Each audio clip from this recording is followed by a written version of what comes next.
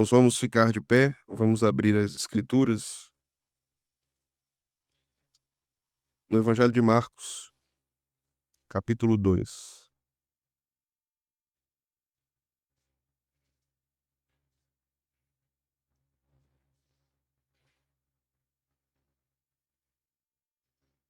Vamos ler do versículo 13 até o versículo 17. Esse será nosso texto de hoje, tratando sobre o chamado de Levi.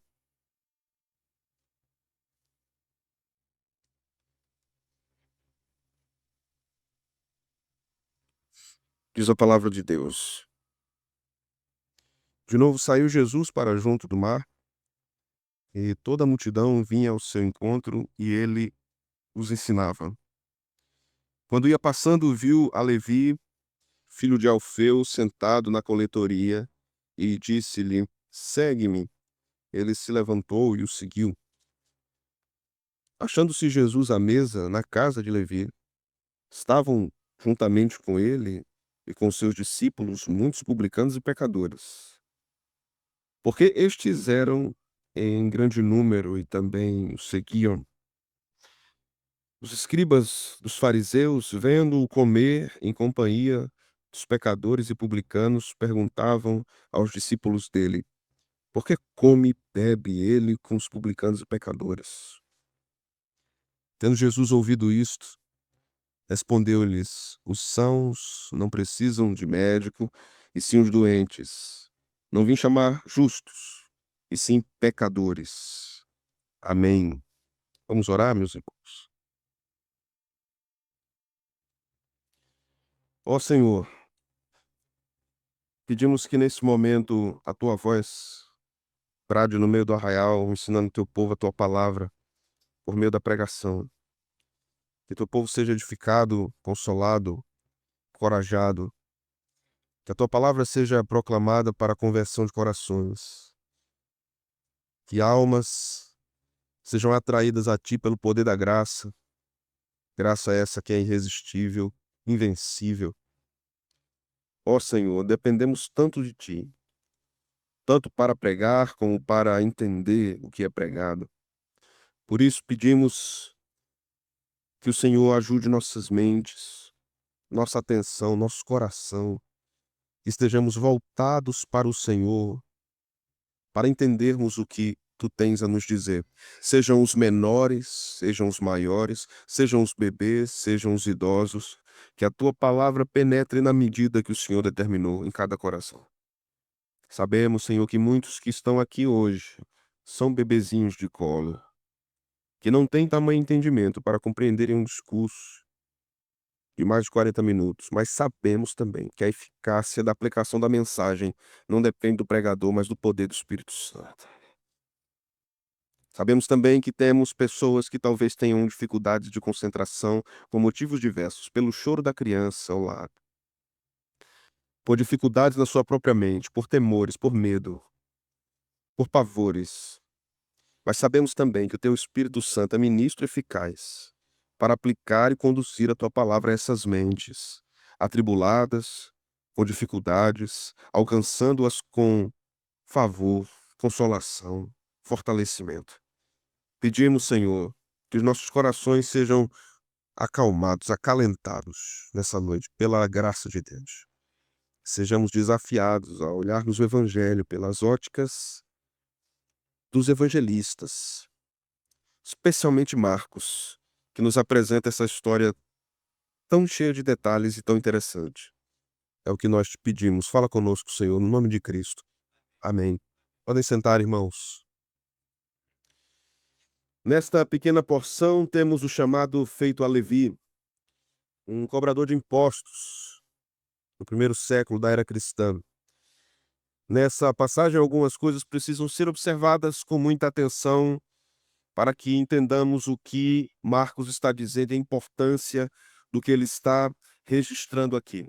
Como venho dizendo a vocês desde o início do capítulo 1, nessas exposições do Evangelho de Marcos, podemos ser tentados a observarmos este Evangelho olhando apenas para a superfície achando que ele é um lago, mas na verdade ele é um oceano. Ele tem muitas coisas a nos ensinar aqui. Devemos notar os personagens mencionados aqui, suas funções nessa história que Marcos registra, seja na religiosidade judaica, seja entre os publicanos, seja o próprio Levi, seja o próprio Cristo, os discípulos com Cristo acompanhando na casa de Levi. Temos um cobrador de impostos com o farol da luz divina apontado para ele aqui. Jesus está indo em direção a ele. Temos aqui a própria luz do mundo, que é o próprio farol, que está iluminando as trevas daqueles que vivem distantes de Deus. Temos religiosos e temos bandidos juntos aqui nessa história. Temos um ladrão refinado, um publicano. Temos também aqueles que estão procurando a primeira falha de Jesus para poder depô-lo de seu status moral, talvez naquele período, ou da sua fama que já estava sendo angariada já há algum tempo. O evangelho, então, irmãos, é comunicado a Levi de forma muito simples. Segue-me. Só isso. Sem argumentação, apenas esta palavra para Levi: segue-me. E quando nós olhamos para isso, observamos que quando o evangelho penetra um coração, ele penetra mais coisas na vida de uma pessoa. Ele penetra os seus relacionamentos, as suas amizades, ele penetra a sua própria casa, e nós vamos ver isso acontecendo na própria vida de Levi aqui, que era um judeu. Mas vamos entender um pouco sobre cobradores de impostos, um pouco sobre Levi, basicamente como se dava esse trabalho de cobranças de impostos no Império Romano. Sabemos que o povo judeu estava debaixo do poder da égide do Império Romano e não era um cativeiro, mas os judeus tinham liberdade para adorar o seu Deus e era uma liberdade política, era bom para o Império Romano aquilo. Então, a vinda de Jesus, a proclamação de que ele era o próprio Deus encarnado, isso soava como algo revolucionário que não era a religião judaica. Porque na religião judaica somente Yahvé era adorado. Até aí tudo bem. Mas se entrasse outra religião nesse contexto, o Império Romano não teria paciência de tolerar. Por isso que a igreja sofreu tanta perseguição no primeiro século. Aqui nós temos então um judeu trabalhando para o Império Romano. Imagine você se nós tivéssemos no nosso contexto, por exemplo, alguém que professava a fé evangélica ou professasse a fé evangélica trabalhando para traficantes de drogas. Como é que você olhava para essa pessoa? Certamente você não convidaria essa pessoa para almoçar na sua casa, nem para tomar um café. Certamente você não confiaria que seus filhos chegassem perto desses tais que se dizem crentes e que estão na bandidagem, que estão trabalhando em lugares tão difíceis e antagônicos ao evangelho. Essa era a situação de Mateus, era o status que ele tinha ali. Os cobradores de impostos trabalhavam para o cruel Herodes Antipas. Alguém também que não tinha simpatia dos judeus. Embora houvesse ali uns acordos políticos, mas ele era mal visto pelos judeus. Os cobradores de impostos, em sua maioria, extorquiam mais impostos do que necessário, mesmo dos pobres. Eles tiravam o que as pessoas tinham e o que as pessoas não tinham. Quando nós observamos uma cena dessa, e nós imaginamos, por exemplo, aquela parábola que o profeta Natã contou a Davi, que se um homem que tinha muita riqueza em rebanho tirasse a ovelhinha de outro, um animalzinho de outro, que só tinha aquele animal, o que é que se deveria fazer? Vocês se lembram que Davi ficou revoltado com aquilo? A situação era mais ou menos assim: o Império Romano, um bandido estatal brutal, gigantesco, penetrando na vida das pessoas, tirando tudo que as pessoas tinham e também o que elas não tinham. E aí alguém que é da igreja, alguém que é do povo de Deus, trabalhando para eles, é um traidor, né? Um Judas.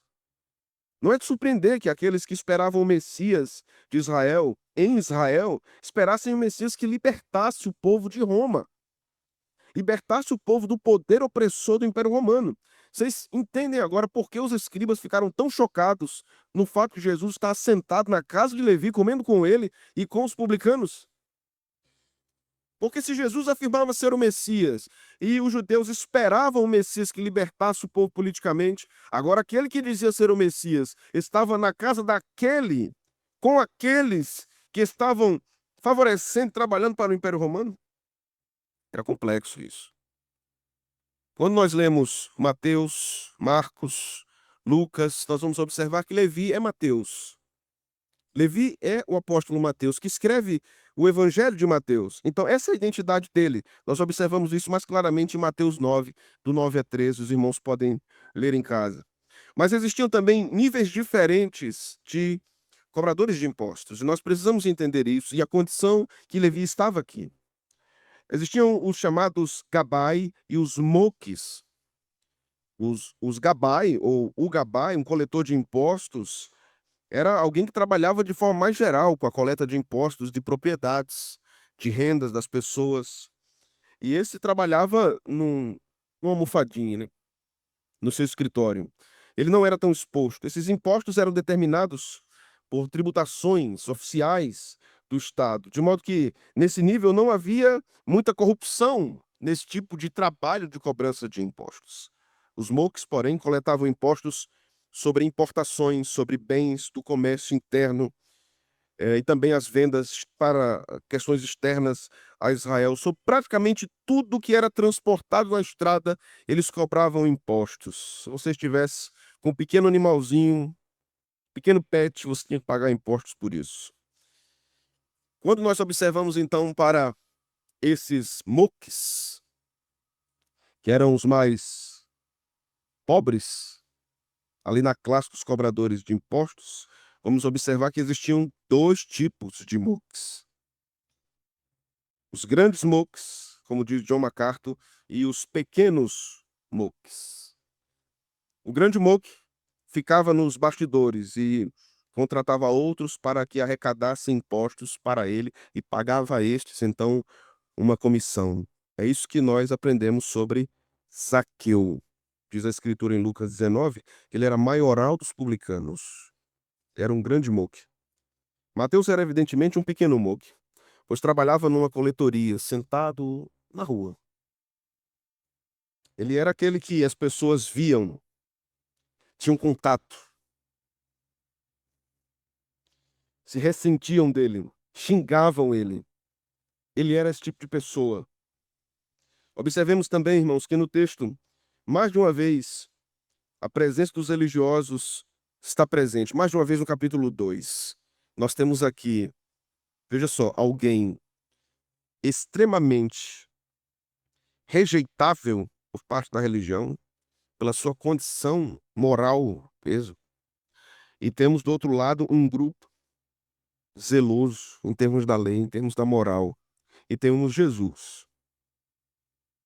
Nós temos o grupo dos publicanos e pecadores que estão com Zaqueu, temos o grupo dos escribas dos fariseus e temos Jesus e os seus discípulos, que estão com ele mais tarde na casa de Levi.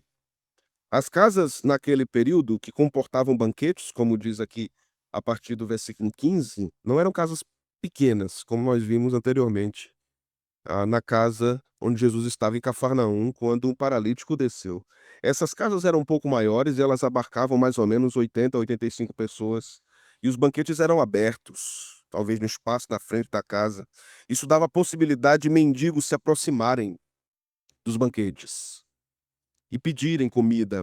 Esse é o fato, ou essa é a explicação de como os escribas fariseus tiveram acesso ao que estava acontecendo. Era porque o banquete era aberto. Então, o cenário está posto. Praia, Jesus caminhando, Jesus vendo, Jesus chamando Levi, Jesus indo para a casa de Levi, Jesus comendo junto com publicanos e pecadores. Devemos fazer uma pergunta aí, que eu me fiz essa pergunta durante toda essa semana, pensando nesse texto. O Salmo 1 diz que o justo não se assenta na roda dos escarnecedores. E porque era que Jesus estava sentado ali, junto com publicanos e pecadores. Se em termos primeiros e últimos, o Salmo 1 está falando de Cristo. Ele é o justo, que Deus abençoa o seu trabalho e nada esmorece. Tudo quanto ele faz prospera. Como é que ele se senta, então, na roda dos publicanos e pecadores? Vamos observar isso. Vamos considerar aqui o verso 13, irmãos, e o verso 14 em primeiro lugar. Veja. De novo, Jesus saiu para junto do mar e toda a multidão vinha ao seu encontro e ele os ensinava. Aqui nós temos algo importante, porque isso mostra já, Marcos já está pontuando aqui, mostrando que Jesus não era bem-vindo nas sinagogas, ele não era mais bem-vindo nas sinagogas, ele não era mais bem-vindo nos recintos de culto. Então ele estava pregando na rua, ele estava pregando na praia, onde tinham pessoas, onde tinha gente. Jesus entrava em contato com essas pessoas para proclamar o evangelho, e as pessoas queriam ouvir Jesus. Diz o texto: toda a multidão vinha ao seu encontro. E o que é que ele fazia?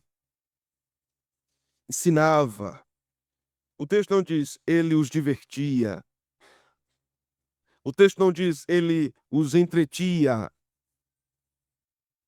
O texto não diz ele ficava na porta da cidade resolvendo problemas familiares e problemas financeiros, feito Absalão fez para dar o golpe no império do seu pai Davi. O texto diz ele os ensinava. A principal forma pela qual Jesus curava as pessoas era o ensino, não era o milagre.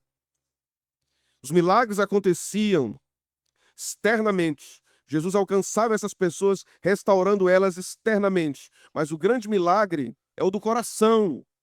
Nós temos aqui um texto que está localizado estrategicamente por Marcos após a cura de um paralítico que Jesus curou fisicamente, mas nós vimos o que Jesus fez ali.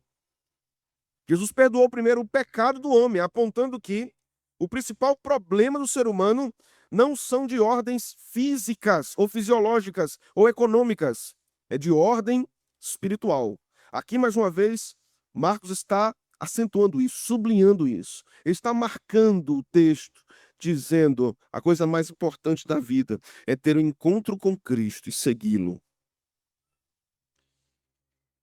Jesus não era bem-vindo mais na igreja. Jesus não era bem-vindo mais no templo. Mas Jesus não quer ser bem-vindo no templo.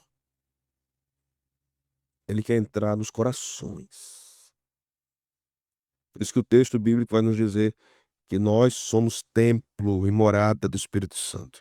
O templo de Cristo são vidas, não são pedras. Jesus quer corações. No caminho junto para o mar, nós temos uma coisa interessante aqui contada no verso 14. Jesus vê Levi, filho de Alfeu, sentado na coletoria. Observe que isso se repete na narrativa de Marcos. Nós já vimos isso acontecer anteriormente. Jesus vê uma pessoa. Lembra que ele viu os pescadores? Ele viu Simão, ele viu o irmão dele. Ele viu e foi lá e disse: me sigam. Mesma coisa ele fez com Levi: me siga, siga-me. Apenas isso.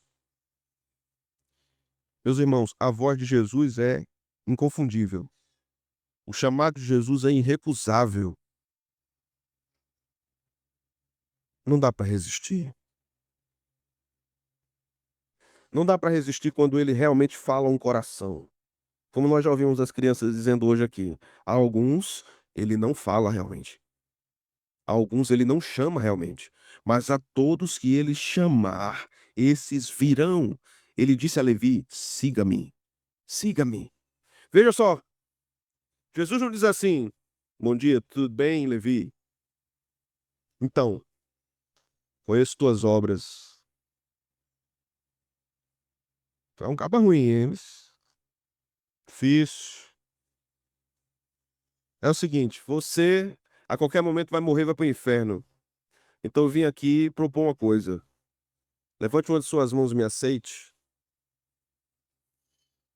Repita comigo a oração da salvação. Eu, hoje, quero meu nome escrito no livro da vida. Não, irmãos. Jesus não chegou lá e disse assim: olha só, veja só. Pediu um relatório, inclusive, a um dos anjos. Ele me deu aqui a sua ficha. Meu amigo, o negócio aqui é sujo. É sujo. Talvez para nós não seja escandaloso ler isso. Talvez para nós não seja escandaloso ver isso. Mas eu acho que seria escandaloso para nós se estivéssemos do lado e víssemos Jesus passando por um dos políticos brasileiros e dissesse assim: me siga.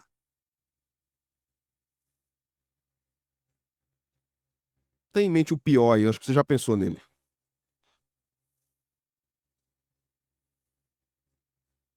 Me siga. E Jesus vai lá para casa dele. Imagine. E ele tira uma selfie e posta no Instagram. O que é que você faria?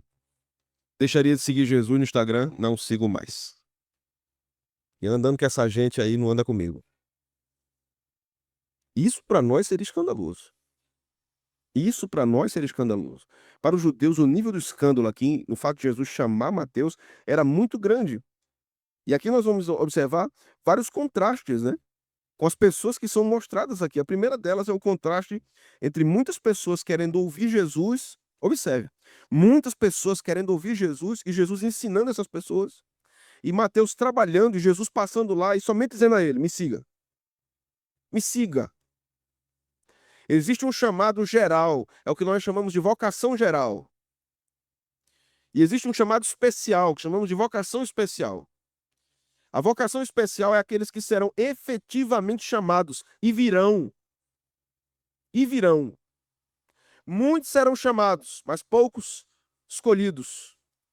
A pregação deve ser para todos, indistintamente, sem distinção de raça, de cor, de físico, de nada. Mas o chamado eficaz é apenas Cristo que realiza. E ele fez isso com Levi. Me siga. A segunda coisa que é interessante aqui ressaltar, irmãos, é que essas pessoas estavam ouvindo o ensinamento do mestre. Elas queriam ouvir a sua sabedoria, o que ele tinha a dizer acerca das coisas. E Jesus estava ali pronto para ensiná-las, para dar a elas o discurso, para dar a elas o ensino.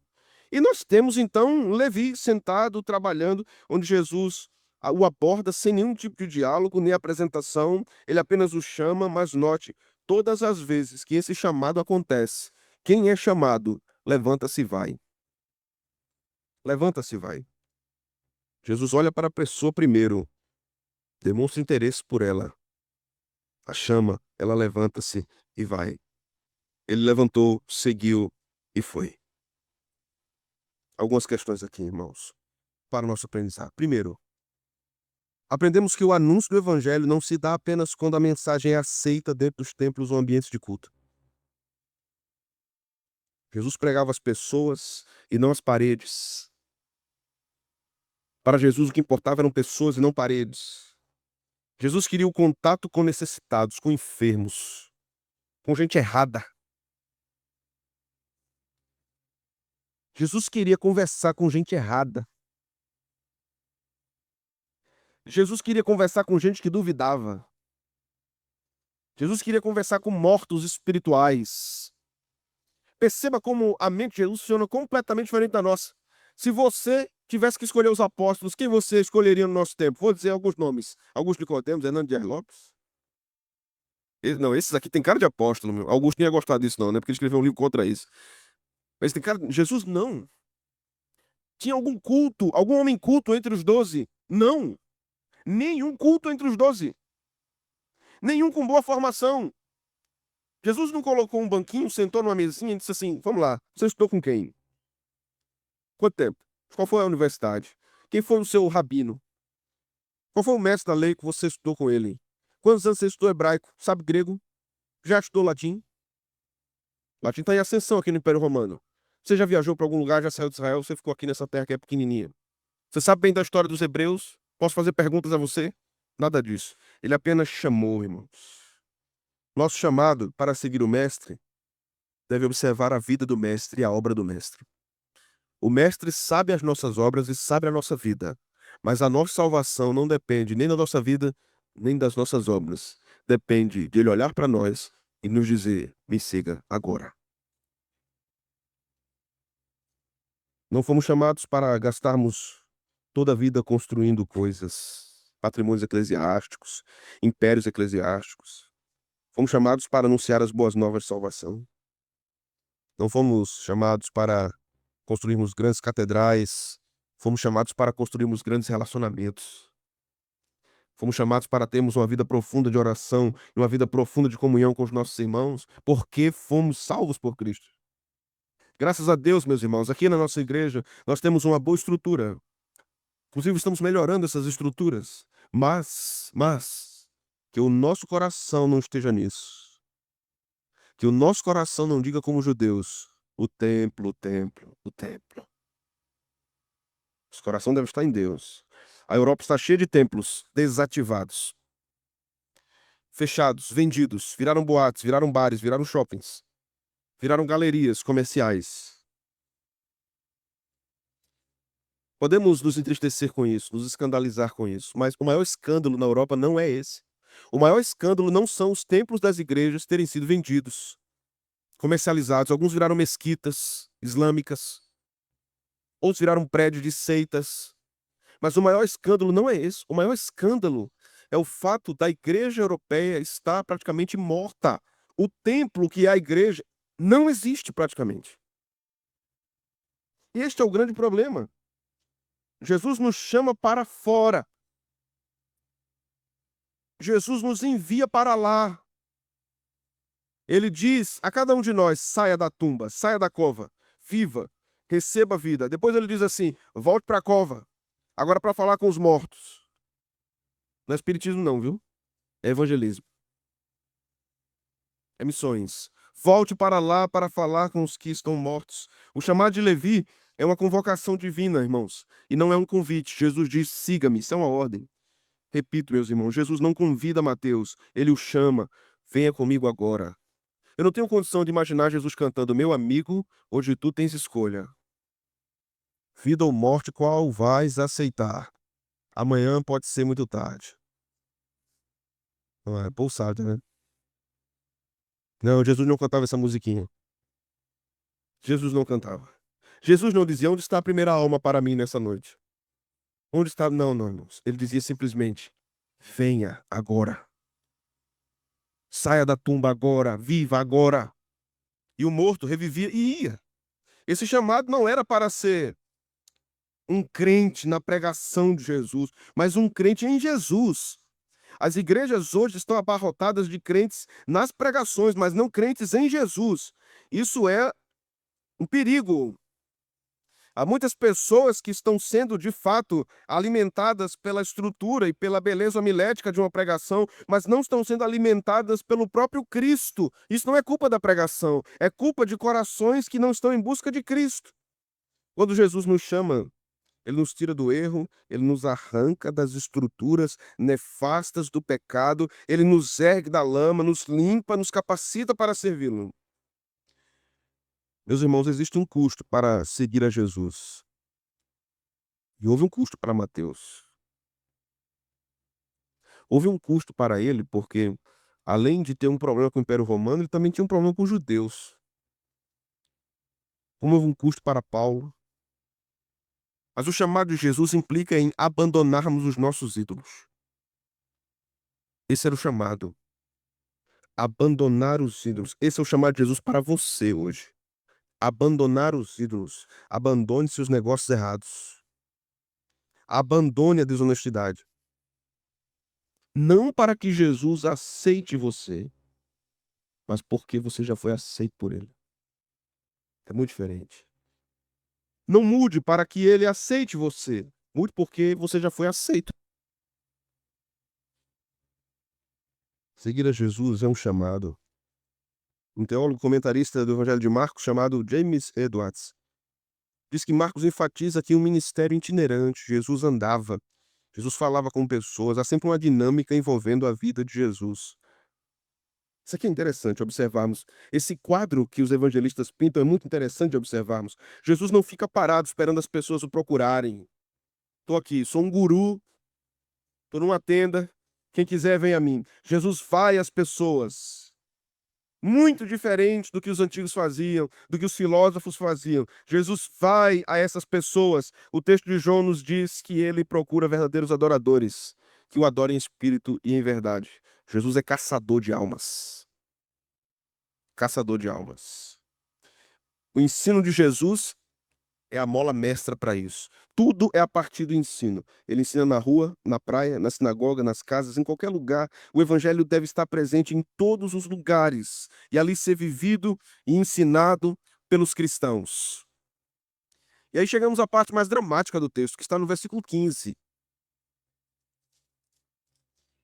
Achando-se Jesus à mesa na casa de Levi, estavam juntamente com ele e com seus discípulos muitos publicanos e pecadores, porque estes eram em grande número e também o seguiam. Vamos observar aqui algumas coisas. Primeiro, Levi era um judeu, né? Mas por seguir na função de coletor de impostos, era a persona não grata entre os judeus. Então seus amigos eram essas pessoas de baixa índole, né? Eram também outros coletores de impostos e outros pecadores de várias áreas. Eram as pessoas que o aceitavam. Era o ambiente que ele frequentava. Eram as pessoas que o abraçavam. E quando nós olhamos para esta porção, para essa passagem, observamos algo muito especial aqui, irmãos. No começo do verso 15, achando-se Jesus aonde? Aonde? Achando-se Jesus à mesa. À mesa. Não podemos passar por essa palavra sem observarmos devidamente. Porque isso aqui é muito importante. A mesa, para a cultura desse período, não é apenas um lugar onde se come. Não é apenas um móvel que você senta e come. A mesa é um lugar de comunhão. A mesa era um lugar de discussões. Pensamentos eram trocados ali, discussões teológicas. A mesa tinha uma importância social muito grande para os judeus. Para nós, praticamente não tem hoje. Nós observamos que no tabernáculo, Deus colocou uma mesa, lembram disso? A mesa dos pães, da proposição. Lembra que quando Jesus ordenou que organizasse o cenáculo e ali fosse comemorada a Páscoa, ele estava à mesa com os discípulos. Lembre-se de que Jesus não pôde entrar para cear com uma igreja numa carta do Apocalipse. E a ideia era cear sentado à mesa. Já sabemos que ali não fala de conversão, mas comunhão. A mesa é um símbolo de comunhão. Você recebe a mesa uma pessoa que é bem-vinda, que você deseja a sua companhia. Mesa é repartir a vida, repartir companhia, repartir instrução. E aí nós lembramos do Salmo 1, como eu disse. Porque Jesus sentou-se ali. Não bastava apenas ele pregar, não bastava apenas ele dizer: olha o seguinte, eu vim para salvar, e quem crê será salvo. Sinceramente, irmãos, será que ele não podia salvar somente com um discurso desse? Poderia. Ele não chegou para Levi e disse: siga-me. E ele foi. Não bastava? Não, para Jesus não basta. Eu preciso dizer a vocês, me perdoem o peso da palavra. Jesus entra no esgoto do pecado mesmo, irmãos. Jesus entra na casa suja. Jesus entra onde você não entra. Onde você tem nojo, tem repulsa, tem medo. Ele entra. E ele senta. Ele entra e ele senta. Como é que nós vamos entender isso aqui, hein? Veja o versículo de número 17. Tendo Jesus ouvido o que os escribas tinham dito, o que foi que eles disseram? Veja, os escribas, verso 16, os fariseus vendo comer companhia dos pecadores e publicanos perguntavam aos discípulos dele, chamavam os discípulos, né? Vem cá. Por que ele come com esse povo? Por que ele come com esse povo aí, rapaz? Esse povo é ladrão. É ladrão. Ele não mexe da verdade. Se ele fosse gente direita, ele não andava com esse povo, não. Então, uma pessoa direita não anda com esse povo, não. Como a mente humana é hipócrita, né? Então, o verso seguinte, lá, ele diz o seguinte, irmãos: os sãos não precisam de médico, e sim os doentes. Não vem chamar justos, pecadores. Ouça, ouça. O banquete não foi o que Levi, os publicanos e os pecadores fizeram. Quem estava dando o banquete era Cristo. Isso era o banquete da graça. Esta era a mesa da graça. Era Jesus que estava servindo. Era Jesus que estava instruindo. Era Jesus que estava dando. Notemos, irmãos, que essa passagem é muito especial e Marcos está apontando aqui para algo sensacional. Notemos que esse trecho é incômodo. Ele não é incômodo apenas para os fariseus. Ele é incômodo para nós. Muito incômodo para nós. Esse texto, na verdade, é perturbador para nós. Preste atenção. Quando vivemos uma vida santificada, uma vida dedicada a Deus, queremos viver distantes do pecado. Queremos viver distantes daqueles que têm vivido desafortunadamente em termos espirituais. Queremos estar distantes da lama, já fomos lavados, já fomos santificados, sabemos de onde saímos. Nós não queremos macular as nossas mãos, não queremos nos sujar. Mas aqui percebamos que não é Jesus que está sendo maculado. Não é Jesus que está sentando na roda dos escarnecedores. São os escarnecedores que estão sentando na mesa de Jesus para transformá-los, para mudá-los, para fazê-los discípulos. Os escribas são os de fora, são os que não entraram, não pertencem ao evento do reino. São os religiosos. Ser religioso não é sinônimo de ser salvo. Porque o religioso aqui, nas sinagogas, ou os grupos religiosos que seguiam Jesus onde ele passava para fazer críticas, eles rejeitavam Jesus. Eles não queriam Jesus. Eles queriam espetáculos. Eles queriam criticar, avaliar a mensagem, avaliar a intenção do coração de Jesus. Eu disse isso no último sermão. Eles queriam julgar Jesus a todo momento. Por que ele fez isso? Por que ele está sentado ali? Olha, um homem de bem não... Aprendamos. Quando servimos a Deus com fidelidade à sua palavra, aprendendo o seu evangelho, nós podemos ser alvo também de críticas religiosas. Aprenda a responder como Jesus respondia. Aprenda a dar a resposta como Jesus dava. Mas além da resposta, faça o que Deus quer. Não fique muito preocupado com a resposta. Deixe que Deus responda. Alguns que estão enraizados, emaranhados numa religiosidade problemática, na verdade querem dificultar a vida das pessoas. Dificultar a vida delas. Não abraçá-las. Jesus faz uma inteligente crítica à religiosidade aqui. Qual é a crítica de Jesus? Ele ama pessoas. Ele ama pessoas.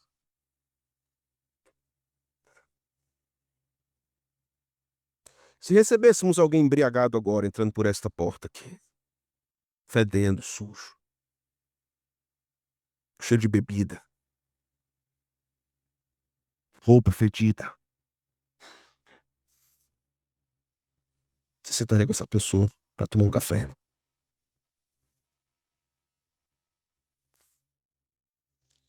Você dizia aos seus filhos, vá lá e dê boa noite. Certamente, em grande parte, não faríamos isso. Vivemos numa sociedade muito violenta, cheia de incertezas, e somos sempre instruídos a termos muito cuidados, e instruídos desde criança. Não fale com estranhos. Que não é errado, é correto. Mas o que eu quero mostrar a vocês aqui, irmãos, é que o evangelho é contra a correnteza. Totalmente. O evangelho é contracultural. O evangelho é contra a cultura do roubo dos coletores de impostos. E o evangelho é contra a cultura da hipocrisia farisaica. O evangelho é outra coisa. Totalmente diferente. Temos cuidado, observe o que eu vou dizer.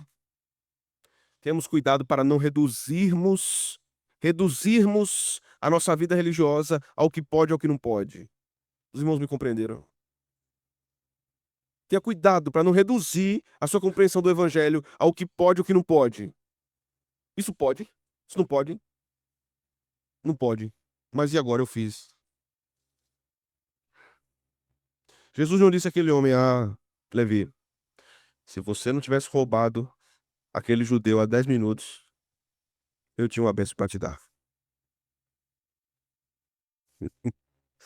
Quando eu era criança, eu ouvi muito na igreja assim: "Seja fiel a Deus para você não perder a bênção". Outros dizem assim: "Fique ligado, crente, porque se o anjo passar, você pega a bênção. Certamente que a bondade e a misericórdia me seguirão todos os dias da minha vida". É isso que o texto me diz. Serei perseguido pela graça. Perseguido pela graça. A incansável graça de Deus. Você vai errar de novo e a graça vai te perseguir. Você vai falhar de novo e a graça vai te perseguir. Você vai errar no que diz, errar no que pensa, errar no que faz, e a graça vai estar lá, dizendo a graça para você.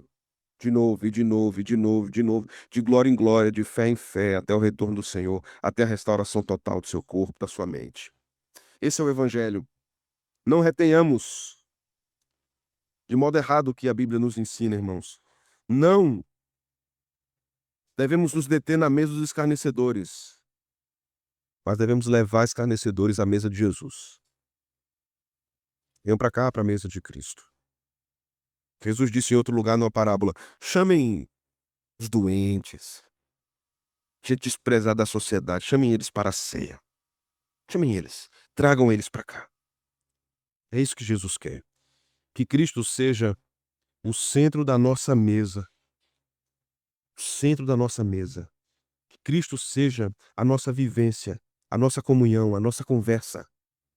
Que Cristo seja o ponto central, o motivo central pelo qual vivemos juntos, andamos juntos, servimos juntos, adoramos juntos, cantamos juntos, ouvimos juntos a pregação.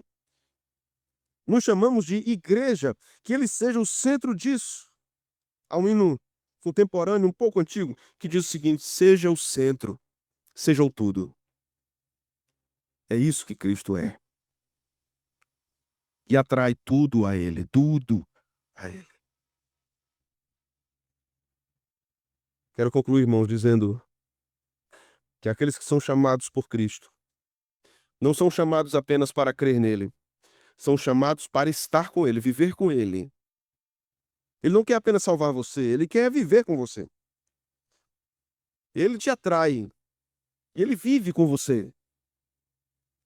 O seu cuidado é amoroso, é fraternal, é caridoso, é carinhoso. O banquete do evangelho está posto.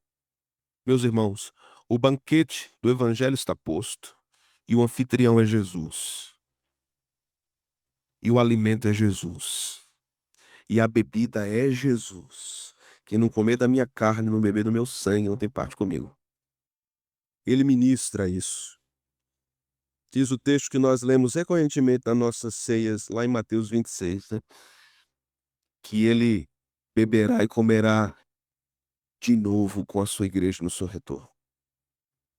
Isso tem um significado muito grande. Cercar a mesa tem um significado muito grande. Nós vivemos recentemente várias mudanças na nossa vida, né? Recentemente estava conversando com minha esposa sobre isso. Você passava por muitos lugares, você andava nas ruas, você andava em zona rural. Vocês se lembram disso, né? Vocês têm que dizer que lembram, para eu não me sentir muito isolado. Antenas parabólicas. Lembram disso, irmãos? Vocês têm que dizer que lembram, irmãos. Não posso ficar, vocês lembram. Deixa de brincadeira. Você não vê mais. O sinal é digital. Agora me diga aí, a data que isso mudou drasticamente. Vocês sabem? As coisas foram mudando e mudando e mudando e mudando. Os antigos sentavam à mesa para comer. Eles serviam uns aos outros, né? Eles comiam juntos, olhando olho no olho. Eles riam juntos à mesa. Os judeus tinham o costume de sentar numa mesa baixa, né? Na cultura oriental, a mesa é baixa, não tinha cadeira. Então, se você chegar em muitos lugares ainda do Nordeste, no sertão do Nordeste, você vai encontrar mesas judaicas antiquíssimas, de mais de 160 anos, 200 anos. Sentavam no chão, comiam juntos. Com a mão. Vigilância sanitária que não ouça, né? Era o partilhar, era o partir do pão. O texto bíblico fala isso, né? O partir do pão, o pão que é meu é seu, o pão nosso de cada dia. Isso fala de vida, de evangelho, de mudança, de Cristo. Quando Cristo está em nós, queremos viver com outros. E não apenas quando os outros são ou iguais a nós, ou melhores, né? O mundo coach vai dizer assim: ande com pessoas melhores que você. Aí Jesus vem aqui e diz assim: comi com Levi, publicanos e pecadores, e você quer sentar com gente melhor que você.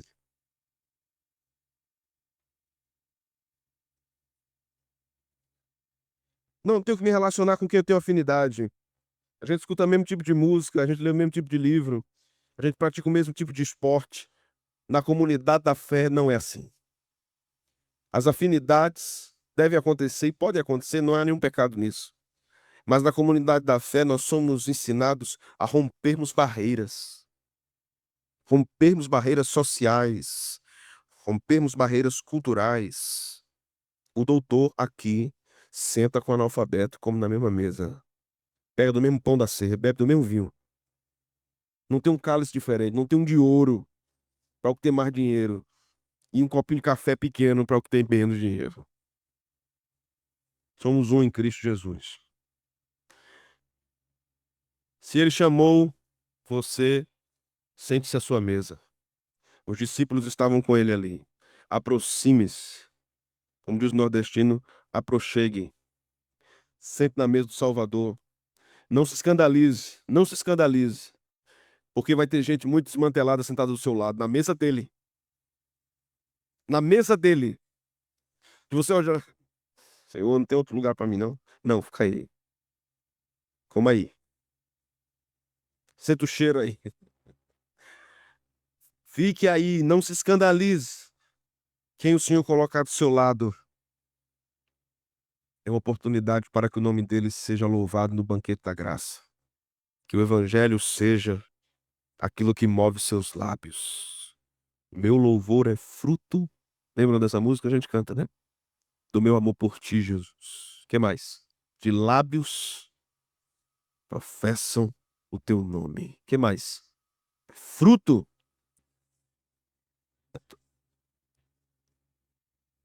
Teu espírito que habita em mim.